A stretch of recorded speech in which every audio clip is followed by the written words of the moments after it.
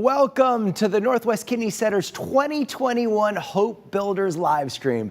Thank you for joining us this afternoon. My name is Matt Lorch. I'm a news anchor and reporter at Q13 News in Seattle, and I am so incredibly honored to be here as your host for this important event. We are all here with a common goal: to help our family and friends living with kidney disease find hope. Hope that a life-threatening illness doesn't mean that they have to lose what brings them joy and fulfillment. That is really at the heart of our mission, and it would not be possible without your support today. It is easy to donate. Just grab your smartphone, tablet, or laptop and go to nwkidney.org. You can see the link down there at the bottom of your screen, and click on the button that says Make Your Hope Builders Gift in the blue banner at the top of our homepage. Then you will be ready to make a difference for people in our community facing kidney disease. I know this is different from our previous fundraisers, so here's what you can actually expect during this live streamed program. You will hear from our CEO, Rebecca Fox. Dialysis patients will share with you how Northwest Kidney Centers has supported them through kidney failure and their most trying times. You will hear from our palliative care team about their critical work for our patients and their families. The chair of our Northwest Kidney Centers Foundation Board has a really special message for you. We will come together as a community to support Northwest Kidney Centers and its important work, and then a remarkable opportunity to learn from a leader in this field. We will hear from our keynote speaker, Dr. Stephen Pantalat, the inaugural chief of the Division of Palliative Medicine at the University of California, San Francisco. So stay tuned for that. You know, this event would not be possible without the generous support of our sponsors. Due to their commitment, every dollar you donate today will go directly to support our kidney palliative care and our charity care programs. So a huge thank you to our signature event sponsors, Aldrich and Associates, Ascend Clinical, and the Kidney Research Institute. Our presenting event sponsors, Davis Wright Tremaine and UW Medicine. This year's premier event sponsors, Division of Nephrology, University of Washington, and Swedish. Our platinum event sponsors, AHT Insurance, Puget Sound Kidney Centers, and Via Healthcare Consulting. And our platinum Hope Builders sponsor today, USI Insurance. We also want to thank our silver level sponsors and our bronze level sponsors for their support. And to all of our sponsors, thank you for your dedication to Northwest Kidney Centers and patient care that goes above and beyond. That is really what makes Northwest Kidney Centers so special. The care they provide our friends and loved ones facing kidney disease. It is an unwavering commitment to put our patients first. And I have to say, it is at the center of everything we do. This commitment has never been more critical than during this past year, delivering the same level of patient care through a pandemic. We knew that thousands of patients and families were counting on us to safely provide life-saving dialysis treatments, and we have been leading the way with new safety protocols that were adopted nationwide, stepping up to provide our patients the COVID-19 vaccine so they wouldn't have to make 2 extra trips to be vaccinated, and keeping a promise to our patients that the programs that help make their lives better every day would not be compromised. Let's hear more about the holistic programs Northwest Kidney Centers provides our patients from our president and CEO, Rebecca Fox. Thank you for being a part of today's Hope Builders Livestream, an inspiring celebration of the life-changing impact your support has on our patients. We are grateful to all our generous sponsors and their unwavering support of Northwest Kidney Centers. We are also welcoming several new sponsors this year. Please accept my heartfelt thanks. When I connected with you virtually at last year's event, I had just arrived in Seattle to take on this role. I never imagined I would be speaking to you from a distance again a year later. COVID has brought enormous pain and hardship to our entire community. But it has also provided a sense of clarity about the most important parts of our lives: personal connections, embracing loved ones, a sense of shared community. It has also illuminated the importance of adapting our services to meet our patients' evolving needs. During the pandemic, we launched a new telehealth program and put more resources into home-based therapies. We are exploring new ways that we can integrate technology and innovative care models to improve our patients' experience and make their care more convenient and comfortable. These changes are part of our efforts to treat our patients holistically, rather than narrowly focusing on their medical symptoms. We know that truly compassionate advanced healthcare entails meeting the physical, intellectual, emotional, social, and spiritual needs of patients and their loved ones. It's about empowering patient autonomy, providing access to information, and facilitating choice when it's needed the most. That's the heart of our palliative care program, and it's what your support today makes possible. Palliative care is one of the most impactful yet least understood branches of medicine. It embodies hope at its core, hope that life can be enjoyed even while battling chronic illness. Patients with a serious illness who receive palliative care live longer than those who do not. They also live better, with less pain, less suffering, more joy, and more agency. Through this care, we can provide holistic support, compassion, and empowerment to people in their time of need. I recently asked one of the nurses on our palliative care team why she was drawn to this field. Palliative care is a relationship, she said, not an appointment. When our patients face serious chronic illness, one of the most important things we can do is help them embrace the life they have to live and to surround them with a team to help support their individual journey. Northwest Kidney Centers was the first organization to offer a palliative care program embedded within a dialysis center. Holistic care is at the core of who we are and what we do, but it relies on the generosity of donors like you. I am grateful for your support that enables us to continue providing compassionate, whole person care that respects our patients' dignity and builds hope. We don't know what tomorrow will bring, but today is full of opportunity and hope. For everything you do to empower our patients to live their best lives. Thank you. And thank you, Rebecca, for your leadership and your vision. Northwest Kidney Center's commitment to provide the best possible patient care means a dedication to programs that best serve the patient. There are so many of our friends and family loved ones who have experienced kidney failure. They know when they step through our doors, our entire staff stands behind them. These patients, they are courageous people, and we thought you should hear directly from them.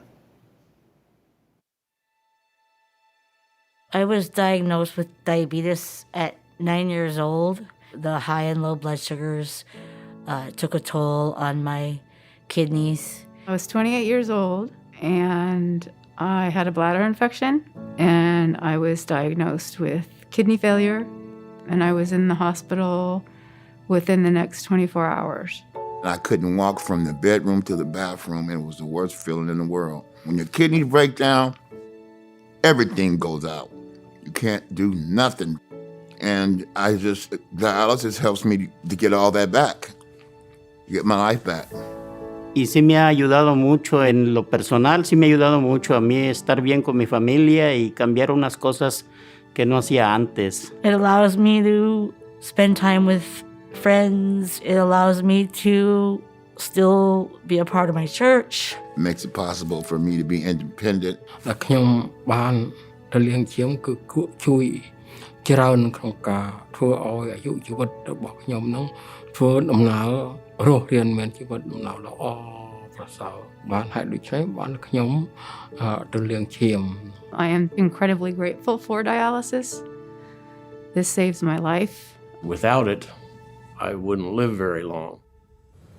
Both of us would like to say thank you to all Northwest Kidney Center staff that taking care of my mom and other patients. I love these people here. These people saved my life. I love every one of them in there. I think the staff here is wonderful. Nothing short of that. If I have any questions or something's bothering me, they take care of it right away. They make each day tolerable. with their humor and their fun. There's just no words to say how grateful I am for all of them. I don't think they get told that enough. Thank you, Northwest Kidney Center. I appreciate everything you do for us. Thank you. អរគុណ រស់រៀនបានប៉ុណ្ណេះ Thank you. Gracias. Northwest Kidney Center, thank you. Thank you so much. Because if it wasn't for Northwest Kidney Center, I would not be alive today. Thank you.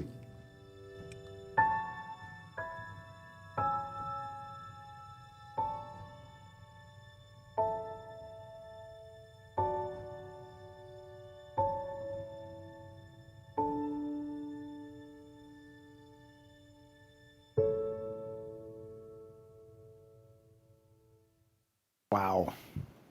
So many of us watching today, we have a personal connection to kidney disease, and that actually includes my family as well. If I could share a few photos. So that is my older brother, Jeff, and his son, my nephew, Caden.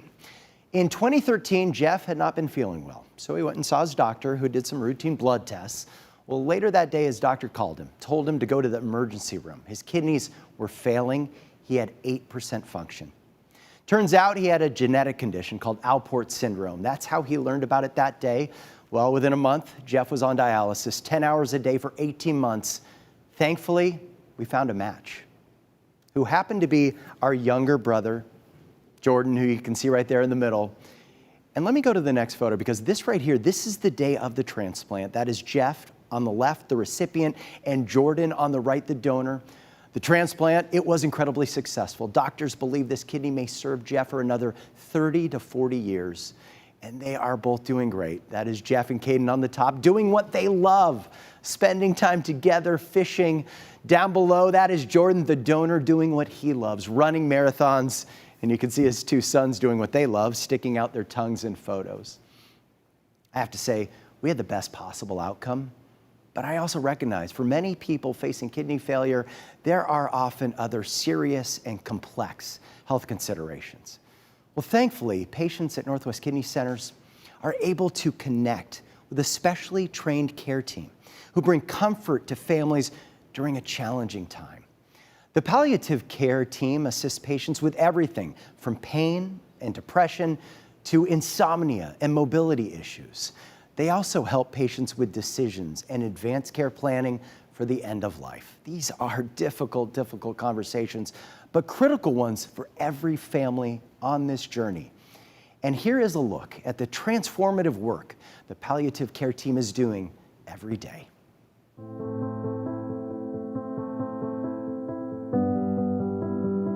I got a call from my dad that my Amma is very sick, and she's my paternal grandmother. I booked a flight, got my passport, and landed in Toronto. And I sort of expected to have a better sense of what was happening with my grandmother. Did she have days? Was it weeks? Was it months even? And so we asked to talk with the doctor. It's around 6 p.m. And they said, we couldn't. She died early that morning. We were there. We held her hand, we told her that we loved her. There was someone who kind of rushed in, hurried, and flatly announced, I'm just here to pronounce her, I don't know anything about her. There was such a lack of compassion and empathy for the moment. I realized that I need to gain some additional skills in how to best guide people through challenging situations. And so that's what led me to palliative care. Palliative care is specialized medical care for anyone with serious illness, with the goal of relieving symptoms and the suffering that's associated with that serious illness. And it's delivered by an interprofessional team. We have a physician, myself, a nurse, and a social worker, all trained in palliative care. People with kidney disease deserve palliative care, just wasn't as available for them. Fortunately, the leadership here at Northwest Kidney Centers decided to figure out how can we make this work? We have to make this work. And so we started the first embedded palliative care program within a dialysis provider in 2017. Palliative care is about treating the whole person, and the whole person involves not just who they are as an individual, but also to offer support to families. Louis Shaw was a patient who we met here at the Kidney Center while he was on dialysis in 2018. He just loved talking about his kids. That was his favorite thing to talk about. He was facing a very, very short prognosis. Louis expressed that one of his top priorities was time with people who he loved, and so he would love to see his kids as much as possible. So we gathered at the facility he was living at, sat them all down together, and shared the information that we had so that everybody could be fully aware. Everybody talked together and decided that this was a time to come together as a family. A couple of them actually ended up getting a van that could hold a wheelchair. And so they came and got him and took him out on a couple of trips. Time went by and Louis actually started feeling better and better. And he had some amazing time that he didn't think he was going to have. As he did start to get more frail and more sick, then they were able to come back together and have conversations again as they were facing some different choices. After Louis died, I spent time talking with Ian on the phone in follow-up for his grief process to reflect on how his dad meant so much in his life and the ways that he hoped to emulate his father, keeping him a part of his life in that way. Palliative care is sharing in someone's hope, in learning what that hope is and finding out how we can be supportive to that hope. And it looks very different for each person, and it looks very different for the same person at different parts of their life. So we keep asking the question, what are you hoping for?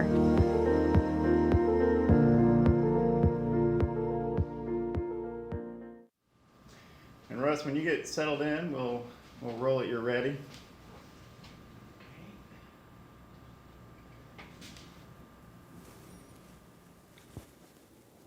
Hello, everyone. My name is Russ Stepp, and I am the chair of Northwest Kidney Center's Foundation Board. It's a privilege to be with you today. You are here today to build hope. Hope for improving the quality of life, hope for bringing healing, hope for empowering patients and their families so they can thrive on their journeys to better health. We are building hope today for all those things and more, and we owe it all to you. Because of your generosity, we have innovative programs like our Kidney Palliative Care Program.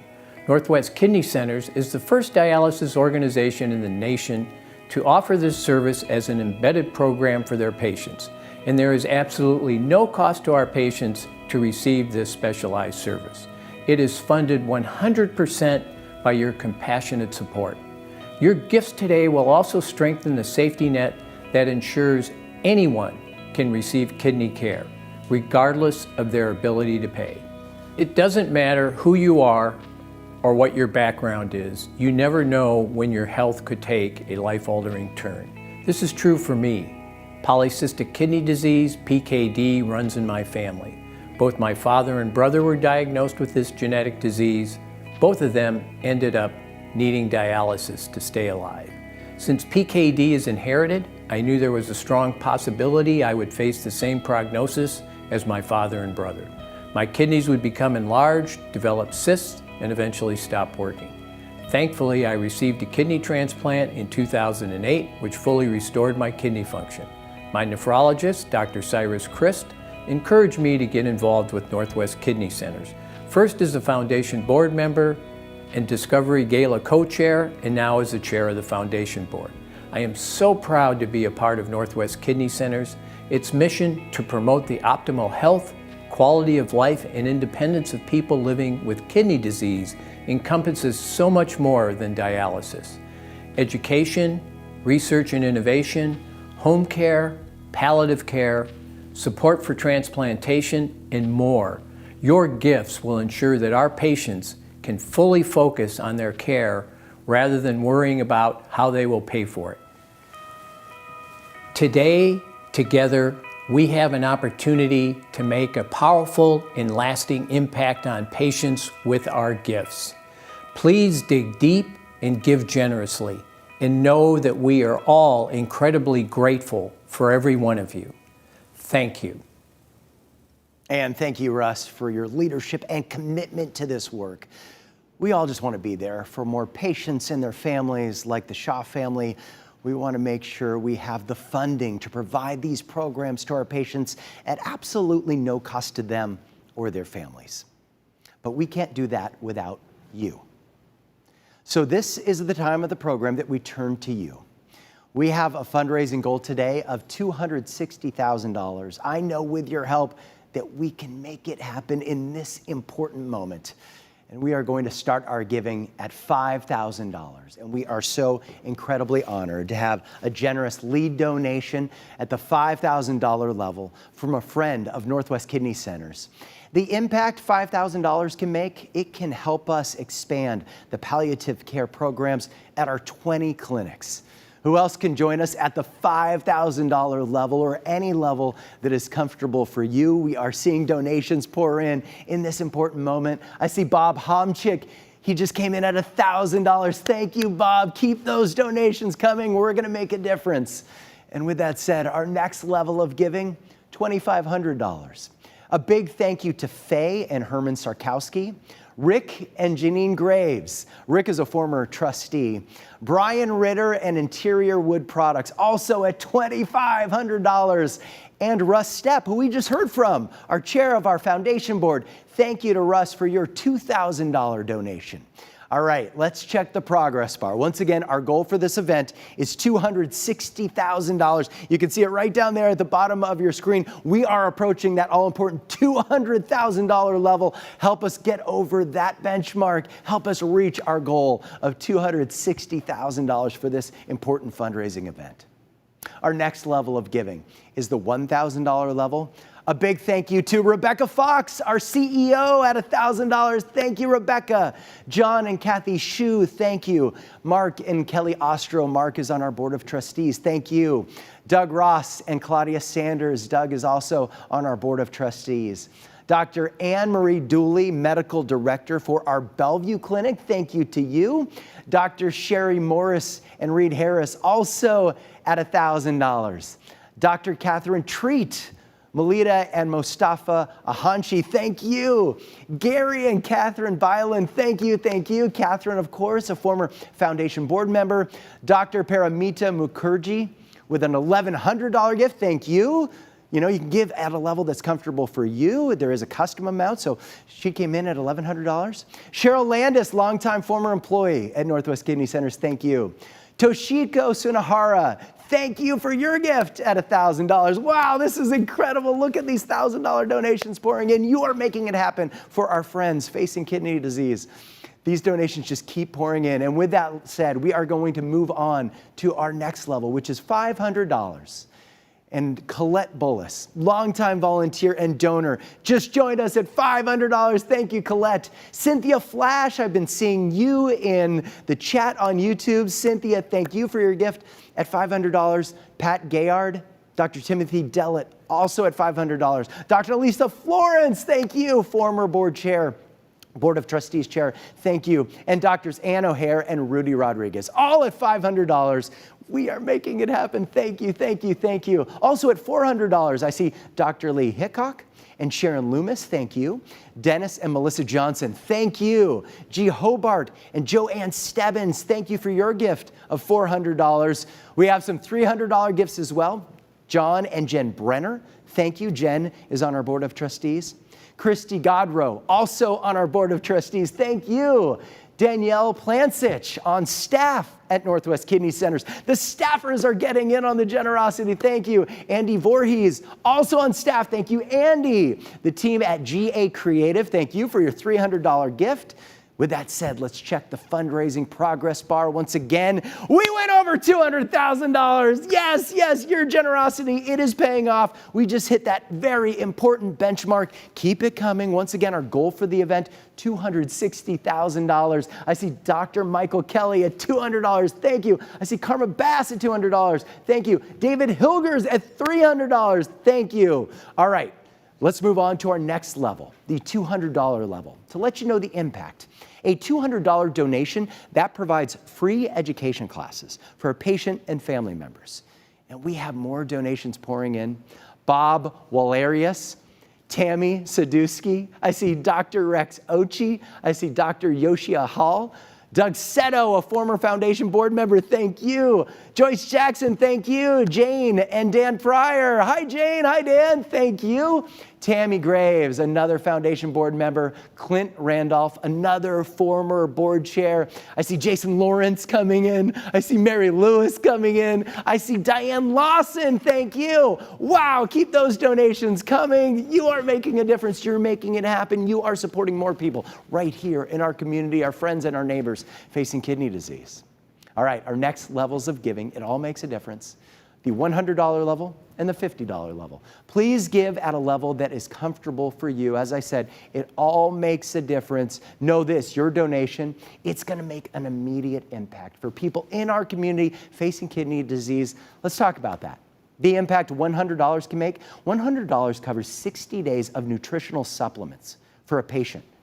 $50, just a $50 donation provides a patient with emergency transportation so they won't miss dialysis. So important. So maybe you've given before. Think about giving again at $50 so we can get our patients to their dialysis. With that said, let's check some real-time donations. These just came in. Brad Fisher at $200. Thank you, Brad. I see Becca Chung at $100. Thank you, Becca. I see Raj Mahotra at $200. Thank you, Raj. And look right down there at the progress bar, we're approaching just this close to $205,000.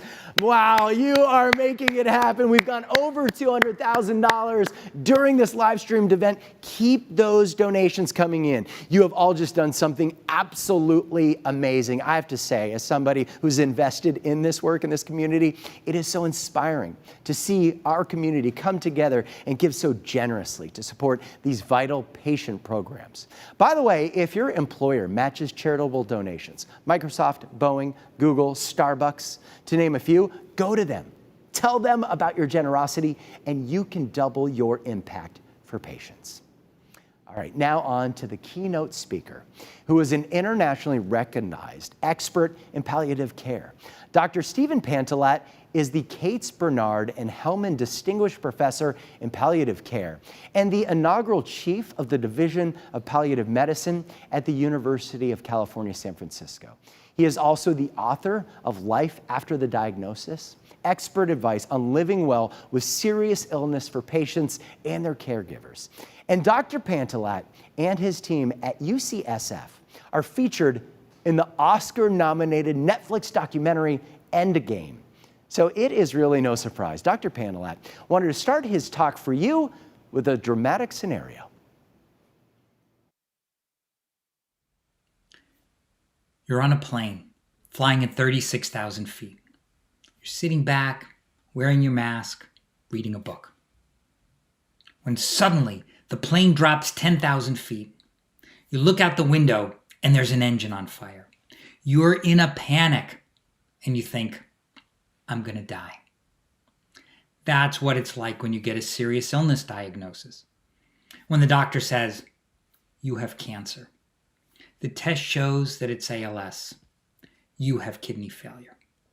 And while it feels like you're going to die, it turns out there's a lot you can do to right the plane and get it to fly smoothly. Now, it's true, you probably won't be able to just sit back and read your book. You'll have to be the co-pilot. And the flight may not last quite as long, and the destination may differ. But no matter how difficult the medical news, you can usually get the plane and your life back in control. Even in the midst of chaos, there is hope. Over the past 27 years, I've cared for thousands of people who have received just this kind of really bad news. And I have learned that we can live well with kidney disease, chronic lung disease, heart failure, if we can find the courage to face reality and engage in the simple, loving, and caring act of talking about hope. And I don't just mean hope for a cure, which is the most sincere, heartfelt, and deep hope. You know, that's a hope that I share with my patients and one that I wish were always possible. But what I'm talking about, What I mean is all of the hopes that can coexist with the hope for a cure. Achievable hopes, what I call realistic hope, true hope that can be the path to a good life in the face of serious illness. Now, it turns out that when we think about serious illness, there's good news as well as bad news. Good news first. The good news is that there's never been a better time to be alive if what you want is to be alive. Which is to say that after being flat for all of human history, human lifespan has increased dramatically in the last 100 years. In the year 1900, Americans lived on average to age 50. Today we live on average to age 80. So that's the good news. So what's the bad news? Well, the bad news is that over this exact same period of time, the death rate has remained remarkably stable at 100%. But you didn't need me to tell you this. What is less obvious is that while on average we will live longer, it is also true that we are likely to live for years or decades with serious illness, like kidney failure, Parkinson's disease, or dementia. And when that happens, it's like the plane is plummeting down towards Earth. The tendency for people with serious illness, their loved ones, and even doctors and nurses is to turn away from what's really going on because it's just too sad and difficult to face. We have to do better for each other. Instead of turning away, we have to find the courage to face reality, no matter how sad or difficult the situation. Now, I get it. It's out of love and caring that we avoid reality, and I'm talking about doctors and nurses as much as family members and friends. We don't want to make the person we care about sad or take away hope. I understand the worry that talking about what's really going on will destroy hope. But in my experience, it doesn't work that way, because hope is an essential, fundamental part of the human experience. Hope is durable and powerful and persistent, even in the darkest of times. Hope is the light that banishes the darkness. Even more, hope is a positive emotion, like joy and gratitude and love. It makes us feel better. In fact, hope is the antidote to sorrow and despair. And so, to express true love and caring, we need to find the courage to face reality and talk about hope. Because courage means doing what is hard, even when we're afraid. In fact, we cannot really have courage or don't need it unless we are afraid. And it's precisely in those moments, as the plane is hurtling towards the ground and we're afraid of dying, afraid of loss, afraid of the future, that we need to find the courage to face reality and talk about hope with kindness, with empathy, with compassion, and with love. One challenge is that we in healthcare often make it worse when we lack the courage to face reality. Helen was an 86-year-old woman with very advanced dementia and kidney disease who was living with her daughter. One morning, Helen's daughter walks in and finds her breathing 4 times a minute and moaning quietly. Helen was dying. Helen's daughter didn't know what to do, so she called 911. The paramedics came and whisked Helen off to the emergency room. In the emergency room, the doctor asked Helen's daughter, "Would you like us to do everything possible for your mom?" Now, what's the answer to that question? Yes, of course. I mean, can you imagine? The doctor asks, "Would you like us to do everything for your mom?" And you say, "You know, for my mom, half is plenty. Don't knock yourself out. She's a quitter." It's just a terrible question, because there's only one answer that may not be the right answer. Helen's daughter, of course, said yes. And the doctor called the intensive care unit team and the medical team to come and admit Helen to the hospital. They were getting ready to put a big IV in her neck, a tube down her throat, draw blood, take x-rays, give antibiotics. One of our palliative care physicians just happened to be on call that day for the medicine team. And as soon as he heard the story, he raced down to the emergency room, beat the intensive care unit team, because sometimes in palliative care, you have to be fast. He could immediately see what was going on and had the courage to name it. He said to Helen's daughter, "Your mother is very sick. In fact, she's dying." And Helen's daughter said, "Yes, I know." And then the doctor asked, "How were you hoping we could help?"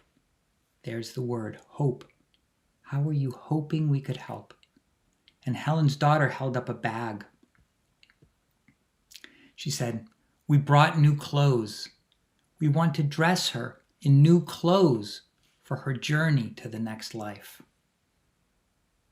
The doctor said, "Well, that's really important. Why don't we do that right here in the emergency room? We'll give her some medicine to make her more comfortable, and we can move her to a quiet room upstairs where you and your family can be with her." Helen's daughter said, "Yes, thank you." And that's what happened. But she was this close to going to the ICU and receiving care she didn't want and wouldn't benefit from. We avoided that because we had the courage to see what was really going on, to say it, and to ask the right question about hope. Now, it may seem counterintuitive, but so much of my work as a palliative care physician is talking about hope. So what is palliative care? Palliative care is medical care focused on improving quality of life for people with serious illness. And you can learn everything you need to know about palliative care from just one study. This study enrolled 151 people with a new diagnosis of metastatic lung cancer, which is a serious illness. When this study was done over 10 years ago, on average, people with this illness lived for 9 months with treatment.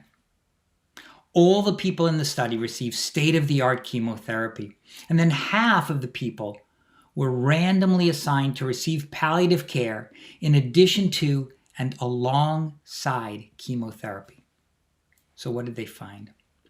What they found is that everything good that we want to have happen to people, less pain, less shortness of breath, better quality of life, less depression, happened to the people who received palliative care alongside chemotherapy. And those people who received palliative care lived longer, on average by 3 months, 1 year versus 9 months for those who received chemotherapy alone. I like to say that if palliative care were a drug, everyone would get it, including everyone with kidney disease. Fortunately, today we have better treatments for lung cancer and other illnesses to help us live better and longer, and new treatments are on the horizon, but the basic findings of the study remain the same. Palliative care helps people with serious illness live better, and we are learning from the work of Dr. Lamb and his team at the Northwest Kidney Centers and others that palliative care can be just as helpful for people with kidney disease. Bottom line, if you or a loved one has a serious illness like kidney disease, you should make sure you get palliative care alongside any and all other treatments. And don't take no for an answer. If anyone tells you you're not ready, insist on getting palliative care. Our goal in palliative care is to help people with serious illness live as well as possible for as long as possible, which is actually what I say to my patients. I say, my goal, our goal as a team, is to help you live as well as possible for as long as possible. And so many patients say, that sounds good. I want that. And I've learned that the best way to help someone live as well as possible is to focus on hope. In fact, talking about hope is so valuable that I call it the golden question. When you think about the future, what do you hope for? It's incredibly simple and reveals so much. A few years ago, we were caring for Mary, who's a 72-year-old woman who had heart failure and kidney disease, a very serious combination. Mary was in our intensive care unit with a pneumonia that had worsened her breathing and damaged her heart even more. She was so sick that her already ailing kidneys failed, and we recommended dialysis to ease her shortness of breath. She was on such high levels of oxygen that we could only provide it in the intensive care unit, and despite all of our treatments, Mary was getting sicker. One morning on rounds, I told my team and the ICU team that it was time to go in and ask Mary what she hopes for. The ICU physician looked at me like I was crazy. She said, "Steve, what are you talking about? Mary is so sick and getting sicker every day. There is no hope." So we went into Mary's room and I asked Mary, "Mary, when you look to the future, what do you hope for?" Mary thought for a moment and then she said, "I hope to see my daughter get married." And I said, "Well, Mary, tell us more about that." And Mary's eyes lit up and she said, "It's in 9 months in the Napa Valley." And I immediately thought, I just don't see it. I wasn't sure she would live for 10 months and knew that even if she did, she would never leave the ICU. So we talked about it honestly with Mary and her daughter, who said, "Well, that's important to me too. I'll just get married right here in the ICU." And sure enough, a few days later, Mary's daughter came to the ICU in a beautiful white wedding gown. Her fiance was in a tuxedo. We put a corsage on Mary's hospital gown. Our palliative care chaplain officiated.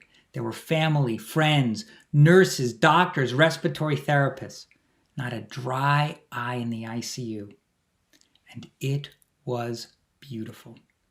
Mary achieved the thing she most hoped for, because we not only had the courage to ask about hope, but when Mary told us what she hoped for, we had the courage to say, that's really important and we need to do it now.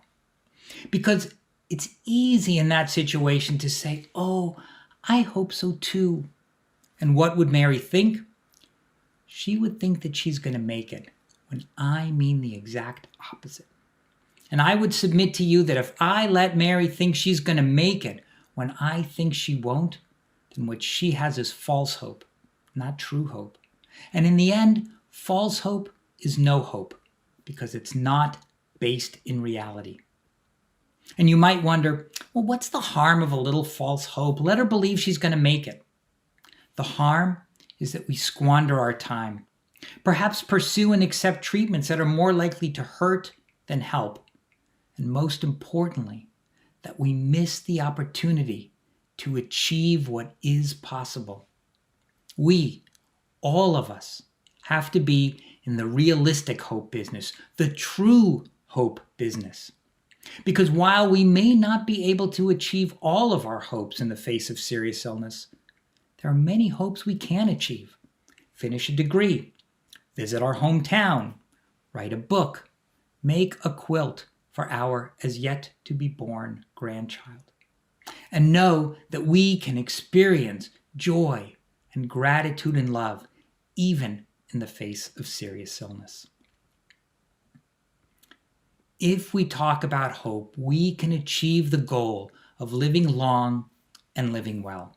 So let me share with you a story about my grandmother, my Safta, that I write about in my book. In my book, Life After the Diagnosis. It's a short story that really makes this point.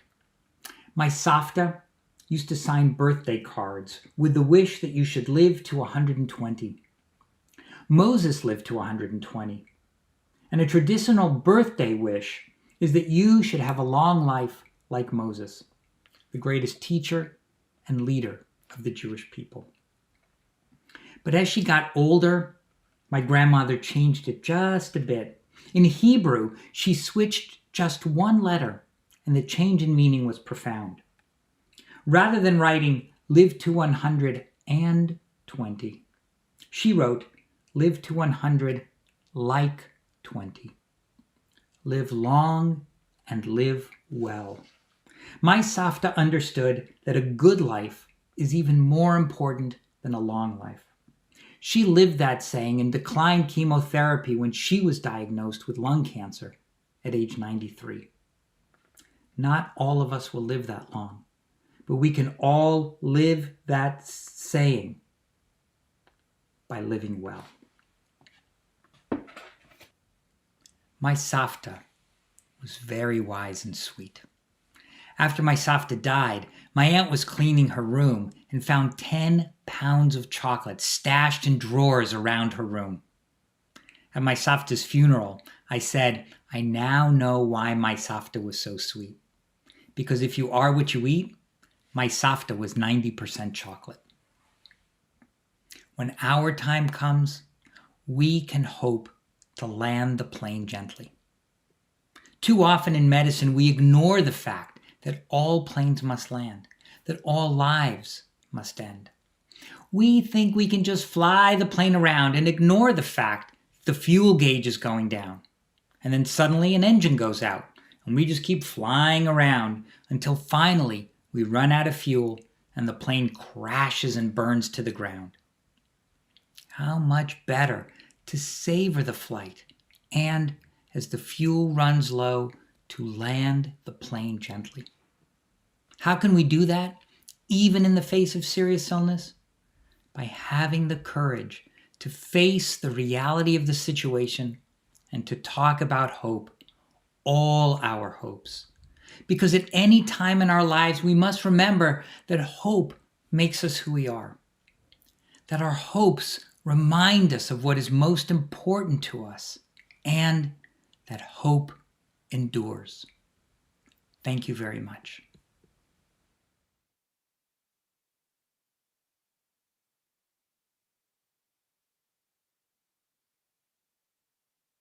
This event is proof that hope endures.